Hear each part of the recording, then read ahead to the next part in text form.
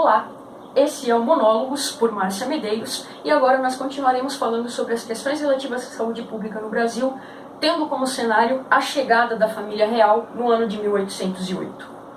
Quando a família real chegou ao Brasil e o país foi elevado à condição de Reino Unido, a Portugal e Algarve, algumas situações relacionadas à saúde pública no país mudaram. E mudaram principalmente pela chegada da família real. Não era admissível que a família real portuguesa vivesse em um lugar que não garantisse a ela acesso a algumas questões que ela possuía na Europa, né? Então nós vamos ver que o Rio de Janeiro, então capital do Brasil, vai assumir nesse contexto um outro processo e vai se tornar o centro das ações sanitárias do país. A gente observa nesse mesmo período a criação das escolas de medicina no Rio de Janeiro, em 1813, e da Faculdade de Medicina na Bahia, em 1815. E é nesse cenário que a gente também vai ter, em 1829, já com o Brasil independente, o Brasil Império, a criação da Imperial Academia de Medicina, pelo nosso querido amigo Dom Pedro I. O que era a Imperial Academia de Medicina? Ela era um órgão consultivo do imperador sobre as questões de saúde pública nacional, né? Somado a isso, a gente também teve o surgimento da Junta de Higiene Pública, cujo objetivo era cuidar da saúde da população. Porém, ambas as instituições tiveram uma eficácia pequena. Isso porque não havia conhecimento suficiente sobre doenças infecciosas e muito menos sobre a origem dessas doenças, tá? O que a gente observa nesse período é a adoção de algumas medidas preventivas para evitar a proliferação de enfermidades em meio à população. Primeira delas, quarentena para as embarcações suspeitas de transportarem passageiros doentes e que chegassem ao porto do Rio de Janeiro. Então a gente vai ver aí um cenário que também agora está se repetindo, né? As pessoas suspeitas de possuírem o vírus da Covid-19 também ficam aí em quarentena. Eu não sei se possuírem é a palavra certa, eu não sou da área da saúde, então eu vou me permitir usar essa palavra, tá? A gente também vai observar nesse momento a exigência, né, esse momento que eu estou falando aí no período do século XIX, a exigência de que toda a população se vacinasse contra a varíola. Aliás, recentemente, né, falando agora em termos contemporâneos, o Brasil nesse ano ele não bateu a meta de vacinação infantil, né? Talvez em virtude do cenário da Covid, eu não quero acreditar que o movimento antivacina tenha criado asas tão boas a ponto de convencer as pessoas a não proteger a saúde dos seus filhos, né?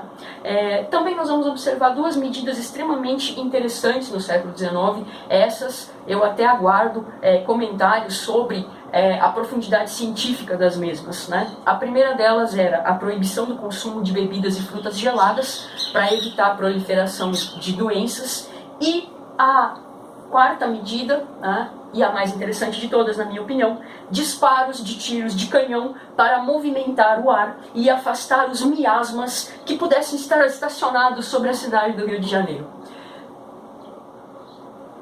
Foi uma pausa dramática, porque eu fico imaginando o tiro do canhão, pá! E eu fico imaginando os miasmas se afastando, né?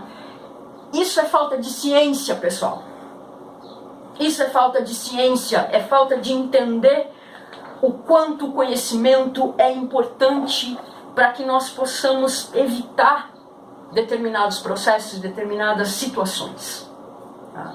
E qualquer semelhança com o tempo presente não é mera coincidência, tá? Porque falta de entender a ciência significa falta de conhecimento, tá? E aí vem uma questão importante, que é também histórica no país. O quanto as medidas sanitárias que nós vemos aqui, nesse período do século XIX, são frágeis, e o quanto essas medidas sanitárias continuam sendo frágeis até os dias de hoje. E o que resta para a população diante desse cenário? No caso específico que eu estou colocando aqui, agir por conta própria, tá? E como é que ela age? As pessoas que têm determinadas posses, né, pessoas mais ricas, elas vão buscar tratamento na Europa ou em clínicas particulares, né? Qualquer semelhança com o tempo presente, onde a gente está vendo pessoas endinheiradas saírem de estados como o Amazonas, o Pará, e se dirigirem aos centros como São Paulo, Rio de Janeiro, para serem atendidas, não é mera coincidência. né? Porque literalmente parece que a gente chega num momento em que a situação é assim, salve-se quem puder. Se você não pode, bom, problema seu porque você não pode, vai ver que a culpa é sua, quem mandou nascer pobre, tá? E no caso específico das pessoas pobres, resta para elas o quê? Tá? Voltamos de novo aos curandeiros negros escravizados, voltamos de novo aos curandeiros indígenas. Tá?